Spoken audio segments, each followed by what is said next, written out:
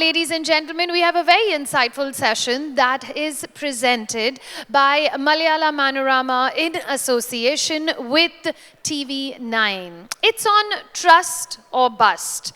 How can one thrive in the digital world? And thanks to our knowledge partner, ASCI. Let's jump into our session, and of course, let's welcome our esteemed panelists. Please put your hands together as we welcome onto our stage Amit Doshi, the Chief Marketing Officer at Britannia. Put your hands together, everyone. We also have Paras Sharma, Director of Global Partnerships at Meta. We're also delighted to have here with us Sharan Hegde, Finance Content Creator and Co-Founder and CEO of the 1% Club. We also have with us Falguni Vasavada, Professor at MICA and Digital Creator. And please, let's also put our hands together for our moderator, Manisha Kapoor, CEO and the Secretary General at ASCI. Hi, good afternoon, everyone. Truly a pleasure to be amongst all of you and, with the panel that we've put together.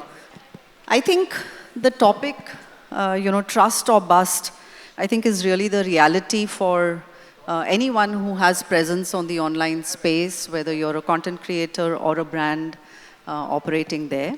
And, but trust and building trust online is perhaps different from the way it was in the past. There are new parameters. It certainly seems that it is a little bit more complex. We have consumers who are today armed with new knowledge, and they understand what it is to give their trust. There's a more active giving of trust rather than just passively trusting brands or people or content that they see online. So I think to kind of get into really the anatomy of trust online, very, very happy to have all of you join us here today. Amit, I'll begin with you. You have a combination of brands, of course, as the mother brand, a legacy brand, a brand that all of us know and trust, over decades and years. But you're also launching, newer variants, newer brands. Tell us what it is to have built trust in the past and have that foundation, and how it is to build trust now, where online is such a big part of it. I mean, how do you what are the differences you see? How do you navigate your portfolio, as it were? Right. Thanks, Manisha, and great to be here with all of you. I think the fundamental thing, the way I see it, what's changed is it's very simple. It's moved from becoming a one-way communication between brands and consumers to two-way. Now, while it's one of the most cliched things that we've heard for so many years about digital, to truly understand it and to truly practice it every day is what is truly difficult.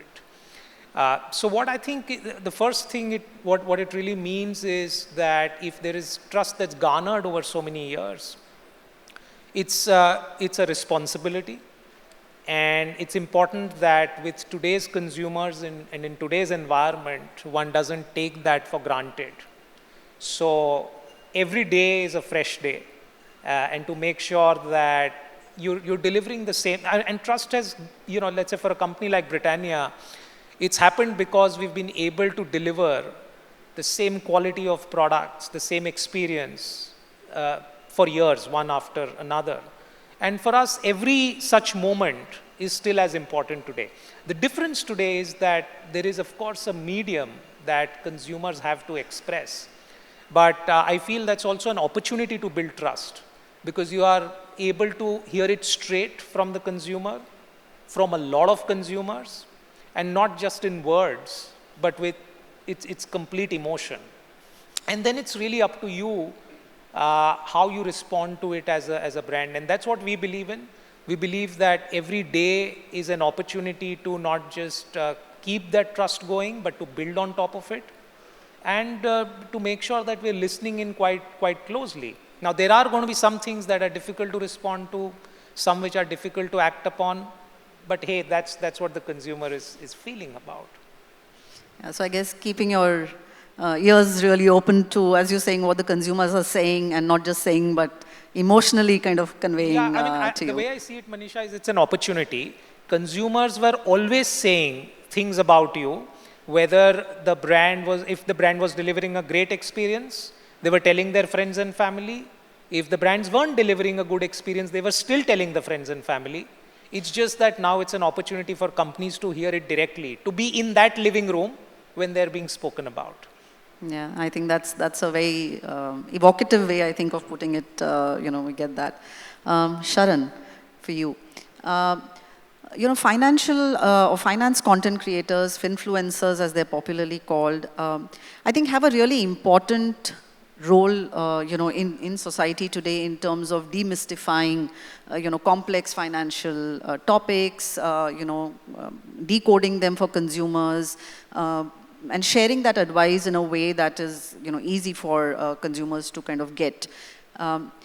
At the same time, we also see in the financial content world, just this proliferation of scams and, frauds that are happening, and, the regulators are concerned, the government is concerned. We've seen SEBI, for example, come down very heavily on some content creators and fining them fairly massive amounts. In this situation where I think the opportunity is so huge, but the concerns are equally stark, what does it then take to create that circle of trust, to create, a brand for yourself, but also for the space in which you're operating, for that to be trustworthy? What does it take, and how do you think you would approach that? Well, I think financial scams, as we like to call it, has been around way before influencers even came into the picture, right? If you look at the landscape of the financial ecosystem, you have banks, you have financial advisors, you have mutual fund distributors, and only now you have insurance advisors, and only now you are seeing finance influencers coming into the picture. And even with all of this happening over the last 2 years, I think we've barely scratched the surface when it comes to awareness of what is out there in the world of investing and finance. And I would say we've not even crossed 1% in terms of financial awareness. And even though we've not crossed 1%, we are seeing a lot of these finance scams happening, and that is always going to be there. I think it's not possible to stop the miscreants from doing what they have to do because they see an opportunity to make money illegally and they just do it. I think the number one thing that people forget is that you need to understand the regulations properly. The scams that you are referring to done by some finance content creators is because they entered the realm of SEBI without taking the license from SEBI, right? It could be giving advice, it could be giving stock tips, it could be giving futures and options recommendations. Now, if you actually think about it, doing all of this is not illegal if you take the license from SEBI. But what some people thought is that, I have this huge distribution, I have this big following, I'll just funnel this audience into Telegram and I'll just give them advice and I'll collect money from them, and they thought nothing would happen and no one will find out. Well, SEBI is smarter than that, and they eventually figured it out and fined them heavily. So, trust can be built. It's not that it cannot be built, but once it's lost forever, right? So it's not about how do you build trust. Building trust is easy. You educate the audience, you make them aware of what is right and what is wrong. So for example, the way I built trust was talking about how all financial products are not good for you. People thought that anything that a bank is selling or anything that an insurance advisor is selling is good for you. And I started talking about why it's not good for everybody, and people were like, wow, nobody was telling us this, and that was an education which people were getting, and they started trusting. But trust is one of those things which can easily be broken with one bad news or one mistake that you do. So it's not about how do you build trust, it's about how do you keep trust. That is much harder. So I think particularly in finance, would you say it's also just the knowledge and the expertise, because you are giving, in a sense, information on matters which are slightly technical to understand. Therefore the credibility and the understanding expertise and how, the content creators keep themselves educated and abreast would also be a big contributing factor. in terms of building authority, the world only knows two things. Either you get a good degree, you get a fancy degree, it could be a CA, CFA, MBA degree. That is what people were used to this all these years, right? Across the world, right? The degree is your stamp of authority. But today we have entered a world where you don't need degree if there are enough. So what is degree? Degree is enough government or a certain institution giving you the authority and trust.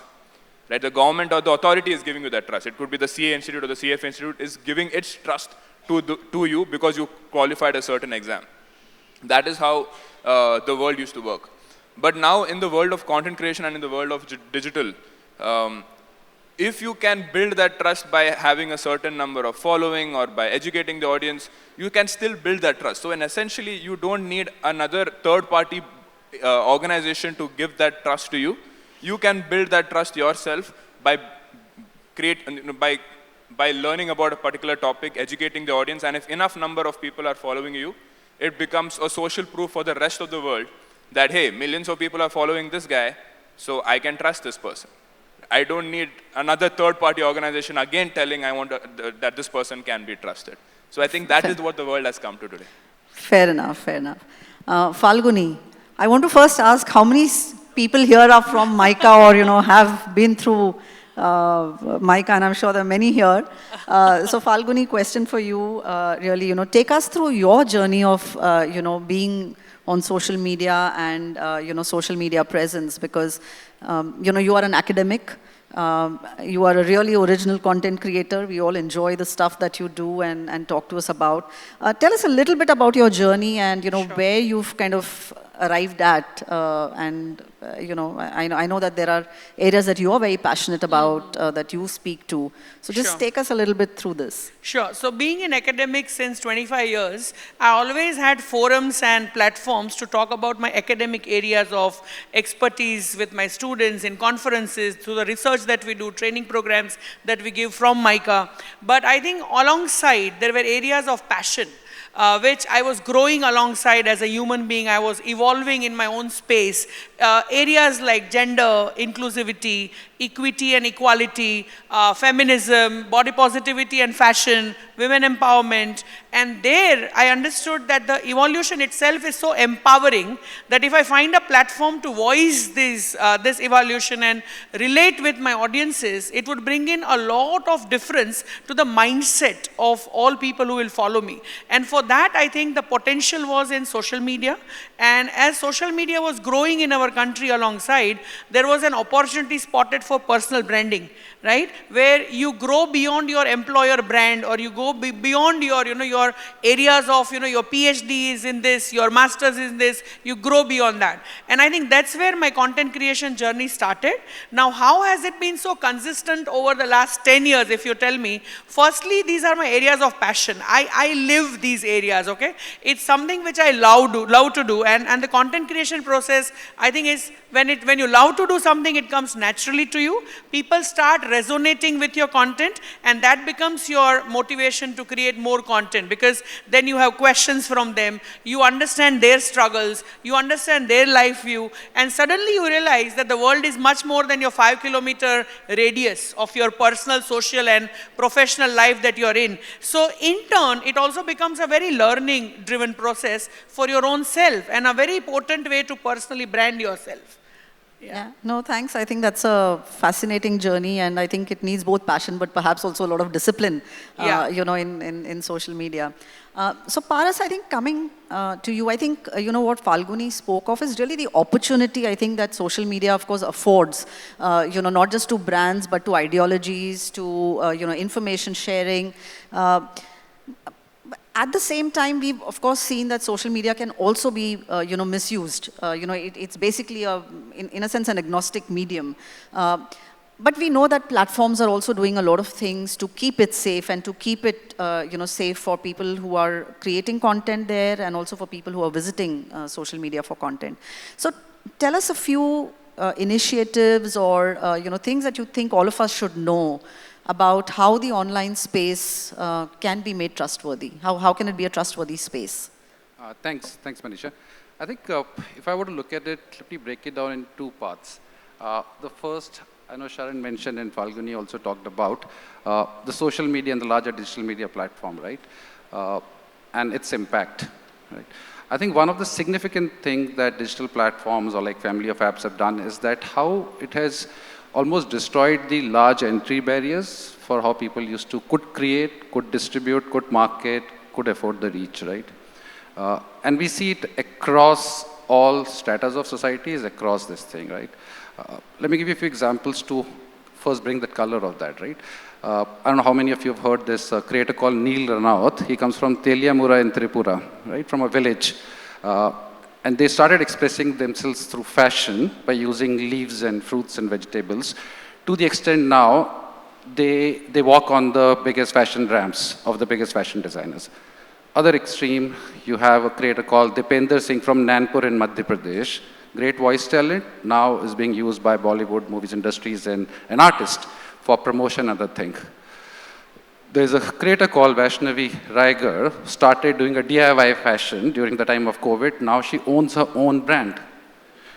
To a creator goes by the name of Cutie Beauty Khan from West Bengal, who fought through the conservative family, economic challenges to buy 2 houses, one for her mother, who supported her, and one for herself. So it's definitely a very strong platform where we see millions of businesses, millions of individuals building the audience franchise and realizing the economic value of it. Now comes to the second part, and I'll quote, I know the academician is over here, the Marshall McLuhan said, the medium is the message, right? And therefore it's the responsibility of the medium. And if we look at what we are doing, there are 3 key stakeholders. They're the people who use the platform, our family of apps, the people who create it, and then the advertisers and brands who leverage it, right? Our first and foremost aim is that how do we create and build up a trusted, safe, and secure environment for the users, right? And the multiple things that we do. First is that we have a community guidelines. And those community guidelines are built by building investment of close to $20 billion. We have 40,000 people globally. 15,000 of them are content reviewers, who look at the content and that content, what they look at, how they label it, it therefore guides our machines, right? That's at the back end. At front end, for users, we have 40 plus safety tools, right? And they evolve. And if I look at and give you a few examples of users have the choice, despite the back end working, that there's certain content that you don't like, you will not get that kind of a content. It's a choice that you have in the app. If the accounts that you don't want to follow, because of the nature of their content, you can decide not to do that. If you're overusing our platform, there's a nightly mode which comes in and tells the users to take a break. If you go at the other, I would say, more susceptible audience groups, if you look at teens, we introduce parental supervision, so parents can look at what the kids are watching and who accounts are following. The accounts which are any suspicious nature will not be able to befriend with the kids and with the teenagers. Teenagers, if they are only looking at one kind of content, would get a nudge so that they don't go into the rabbit hole of watching the same thing. Now, if you look at from a creator point of view, and one of the key things, and we have the industry leaders, is that how do we make the creation process easier, but it's more so how do we protect the creators themselves, right? So there are multiple features within the app itself that how can you just hide comments? How can you just not have certain comments which are coming on trolling? Trolling is the big thing that which happens with creators, and Sharan probably would know that thing. Then there are features which are called hidden words. How people comment and the words that they use, you can automatically delete those words. And we keep on evolving it because the trolls also keep on becoming smarter and smarter. Then there's the pressure of creation. There's a feature you can take a break and you say, this time I'm not creating it. You don't need to create at one go. There's a scheduled post. So these are features, and there are 40 plus features over there at the creator level. Then if you look at the advertiser or brand level, there's an opportunity that you have the power to decide where do you want your content to be featured across your brand or advertising to be featured across what kind of content. And then from an advertising standard points of view, there are advertising standard guidelines. We do not allow those ads which make a promise in area of transformation, whether it's health, weight, fitness, economic opportunity that you want to make this thing, they don't pass through that. Those accounts get blocked. Then it follows with the community standard guidelines. So it's both therefore for them too, how we can protect that. And that, all this estimates is that there are 3.2 billion people who use our family of apps every day And we continue to obviously build on that. So Amit, for you, I think one of the challenges that a lot of brands face is now de-influencing, or what is called de-influencing, where people are kind of talking not great things about brands. How should brands, what approach do you think brands can take to counter this, or to not necessarily only counter, but how do you kind of account for and accommodate this trend?